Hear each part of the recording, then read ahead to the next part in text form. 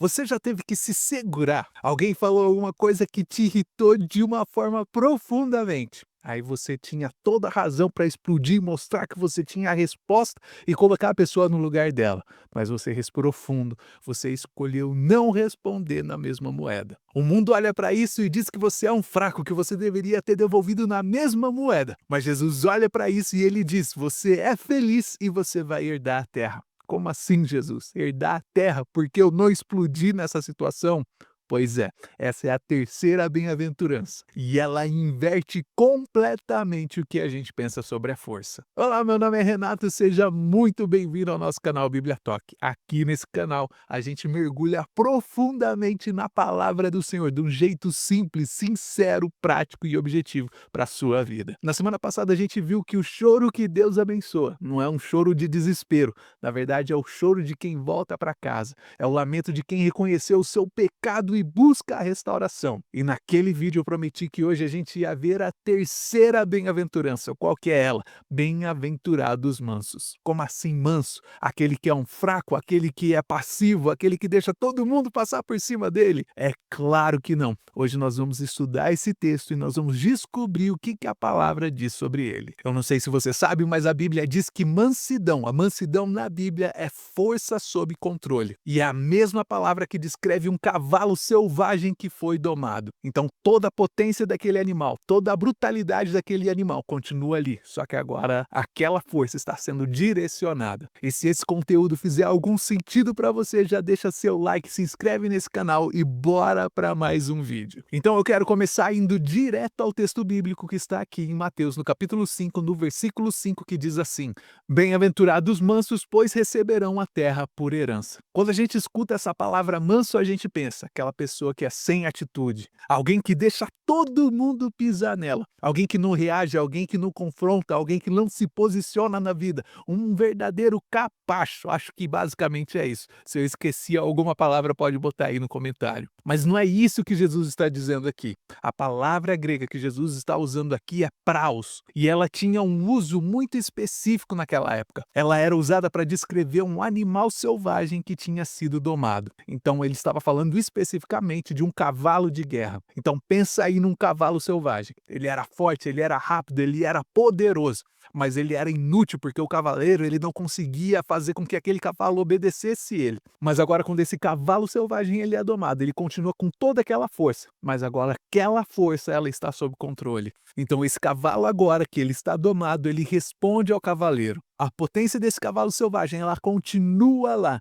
só que agora ela foi direcionada. E a mansidão bíblica é exatamente isso. Ela não é uma ausência de força. Na verdade, ela é uma força submetida. E eu acho importante a gente fazer algumas diferenciações importantes nesse ponto do vídeo. Porque mansidão não é covardia. Covardia é outra coisa. Covardia é você não reagir por causa do medo. Mansidão não é reagir por escolha. Na verdade, sabedoria é você obedecer a Deus. Mansidão também não é passividade, porque passividade deixa tudo acontecer, não se importa com nada, é indiferente. Então, na verdade, mansidão é domínio interior. É você reagir no tempo certo, da medida certa, do jeito certo. Mansidão também não é permissividade. Sabe por quê? Porque permissividade é você aceitar qualquer coisa só para você evitar o conflito.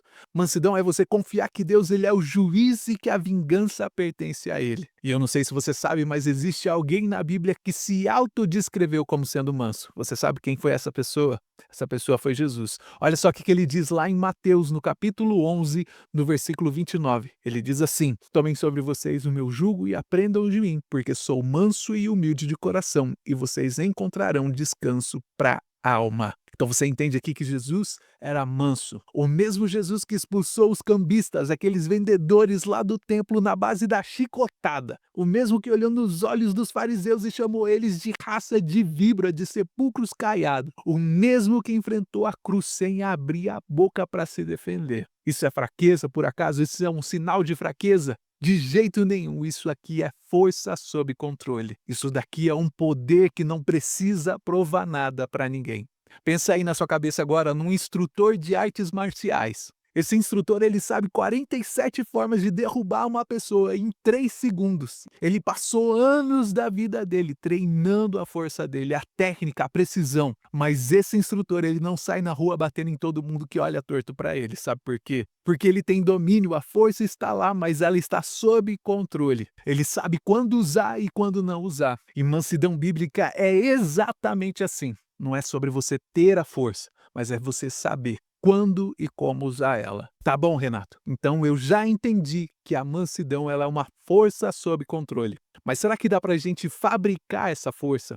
Será que a gente pode simplesmente acordar amanhã de manhã e falar assim: olha, hoje eu vou ser uma pessoa mais mansa? E a resposta curta para essa pergunta é não, não dá para você fabricar a mansidão com a sua própria força. Ela é um fruto do Espírito Santo. Olha só o que Paulo ele vai escrever em Gálatas no capítulo 5, no versículo 22 ao 23. Ele diz assim: entretanto, o fruto do Espírito é amor, alegria, paz, paciência, amabilidade, bondade, fidelidade, mansidão e domínio próprio. Contra essas coisas não há lei.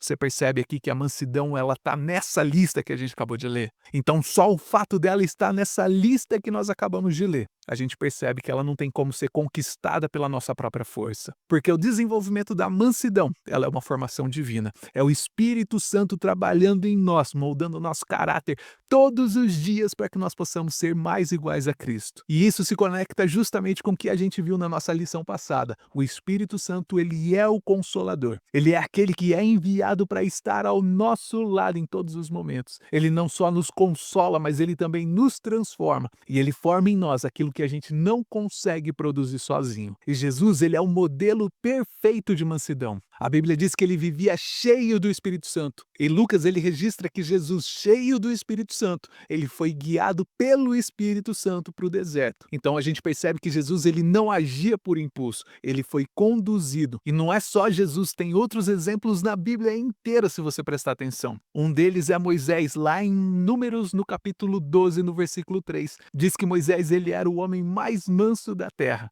E esse Moisés que está falando aqui é o mesmo que enfrentou Faraó. É o mesmo que liderou milhões de pessoas no deserto por 40 anos. E esse mesmo Moisés é aquele que subiu no monte e voltou com a lei de Deus. Eu não sei para você, mas isso para mim não parece ser passividade. Isso não parece ser alguém fraco. Muito pelo contrário, Moisés ele era uma das pessoas mais corajosas da história. Então a gente percebe aqui que mansidão ela não impede o confronto com a verdade quando necessário. Mas a mansidão, ela muda o lugar de onde o confronto vem. Esse confronto, ele não vem de um orgulho ferido, ele não vem da necessidade de você estar sempre certo, de você sempre ter a razão. Mas esse confronto vem da obediência a Deus. Então, como a gente cultiva a mansidão na nossa vida? Em primeiro lugar, a gente reconhece que não dá para fabricar ela sozinha. Mansidão é um fruto do Espírito que cresce quando essa árvore, a árvore da nossa vida, está saudável. Então, se você quer mansidão, você precisa estar conectado na videira verdadeira. Você precisa de intimidade com Cristo e você precisa de dependência do Espírito. Em segundo lugar, pedindo. Paulo ele diz em outro lugar que nós devemos ser cheios do Espírito Santo. E isso deve ser um convite, não é automático. A gente pede, a gente se rende, a gente abre espaço para que ele haja nas nossas vidas. E em terceiro lugar, praticando nas pequenas coisas. Porque a mansidão ela vai se desenvolvendo nas nossas vidas, nas situações mais cotidianas e corriqueiras da nossa vida. É no trânsito, é na fila do banco, é nas discussões mais bobas da sua casa. Cada vez que você escolhe não explodir, não passar dos limites, você está exercitando o músculo da mansidão na sua vida. Então tá bom. Mansidão é força sob controle e ela é cultivada pelo Espírito Santo. Mas qual que é a promessa para isso? Jesus diz que os mansos vão fazer o quê? Eles vão herdar a terra. E o que significa herdar a terra? É algo para o presente ou será que é algo só para o futuro? O que a gente precisa entender aqui é que quando Jesus ele está falando sobre os mansos herdarem a terra, ele não está inventando uma coisa nova, ele está citando simplesmente o Antigo Testamento. Salmo 37, no verso 11, diz assim: mas os humildes herdarão a terra e desfrutarão pleno bem-estar. Esse humildes aqui é a mesma coisa que os mansos, é só a tradução que é um pouquinho diferente. Então aqui no Salmo 37 inteiro é sobre isso. De não se irritar com os ímpios que parecem estar prosperando na vida, de não ficar com inveja de quem faz o mal e se dá bem. E ele diz isso por quê? Porque essa prosperidade dos ímpios é uma prosperidade temporária. Mas os mansos, os humildes, esses vão herdar a terra. Então, no contexto do Antigo Testamento, herdar a terra aqui que ele está falando significa receber a terra prometida, a herança do povo de Deus. Era a promessa concreta, física, real que eles tinham. Mas nesse contexto que o reino de Jesus inaugura, essa promessa ela ganha uma nova dimensão. E a gente já viu isso nos episódios anteriores. É o reino de Deus, agora e ainda não. Ele é para mim e para você já agora no nosso presente, mas ele ainda está para ser completo em sua completude no futuro. E essa herança que Jesus está falando para os mansos, ela também é do mesmo jeito. Ela primeiro, ela tem a sua dimensão aqui no nosso presente. Enquanto os violentos eles vivem em guerra, eles estão sempre brigando, sempre se defendendo, sempre atacando, sempre guardando rancor dentro do coração deles. Os mansos estão descansando. Eles não precisam provar nada para ninguém, eles não precisam ter a última palavra sobre nada, porque eles já aprenderam que eles não precisam ter razão o tempo todo e isso é libertador. E isso para o manso é ele poder ter paz independente do caos que está ao redor dele. E o Salmo 137:11 vai terminar dizendo que os mansos se deleitarão na abundância da paz. Então não é só herdar a terra, é você herdar a paz que excede todo o entendimento. E isso que o salmista e que Jesus está falando, começa aqui, começa agora. E em segundo lugar, ela tem uma dimensão que é futura. Os mansos vão herdar a nova terra. Apocalipse no capítulo 21 fala sobre um novo céu e sobre uma nova terra.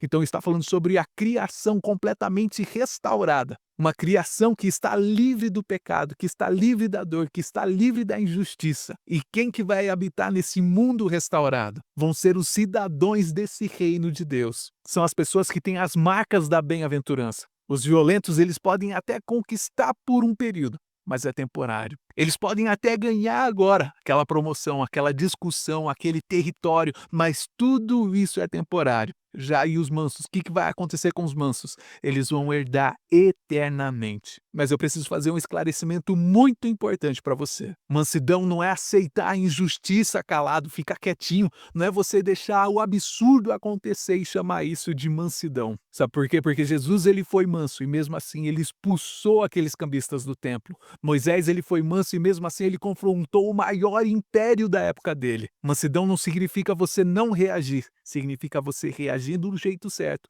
no lugar certo, no tempo certo e da forma certa. Significa você confiar em Deus, que Deus é o seu juiz e que a ele pertence a vingança. E a diferença é justamente essa, porque o violento ele reage por causa do seu orgulho ferido, e já o manso reage por causa da obediência que ele tem a Deus. Porque o que a gente sabe? Primeiro, mansidão não é uma fraqueza, na verdade é uma força sob controle. E a palavra grega usada aqui, praus, ela era usada para descrever quando um animal selvagem ele era domado. Toda a potência daquele animal continuava ali, só que agora ela estava sob controle. E o próprio Jesus ele se descreveu como sendo manso. Ele não era fraco, ele era manso. E em segundo lugar, mansidão é um fruto do Espírito. Não é uma conquista humana, você não consegue conquistar. Ela não é fabricada, você não consegue fabricar mansidão. Mas ela cresce quando a gente está conectado na videira verdadeira, quando a gente tem dependência do Espírito Santo. A Bíblia registra Moisés como sendo o homem mais manso da terra. E o que ele fez? Ele libertou milhões de pessoas.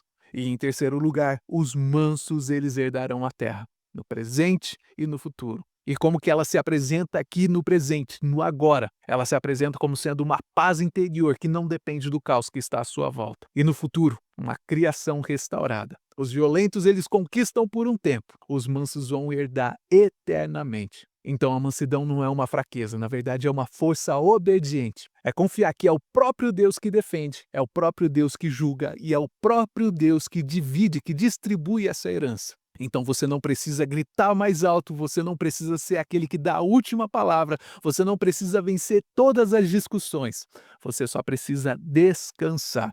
E no próximo episódio a gente vai ver a quarta bem-aventurança. Bem-aventurado aqueles que têm fome e sede de justiça, porque eles serão fartos. O que será que Jesus quis dizer com isso? Será que é você querer ver todo mundo sendo julgado, todo mundo sendo culpado, todo mundo pagando o preço por aquilo que fez? Ou será que é algo completamente diferente? É isso que nós vamos ver no nosso próximo vídeo. E se esse vídeo te ajudou a entender o que é a mansidão à luz da Bíblia, eu gostaria de pedir para que você já desse aí uma força para a gente, já clicasse no like. Se você ainda não é inscrito nesse canal, já se inscreve agora, já ativa o sininho da notificação para que você não perca o próximo episódio dessa série. E já compartilha esse vídeo também com alguém que precisa ouvir isso, especialmente alguém que está lutando agora nesse momento para não explodir, está passando por um problema gigantesco. E me conta aqui no comentário qual situação na sua vida que exigiu mais mansidão até agora. Pode ser no seu trabalho, pode ser na sua casa, nos seus relacionamentos, em qualquer área da sua vida. Sabe por quê? Porque aqui nós estamos construindo esse conteúdo juntos, eu e você. E como sempre, eu espero que você tenha aprendido pelo menos uma coisa ou duas com o vídeo de hoje. Que Deus em Cristo te abençoe e até o próximo vídeo.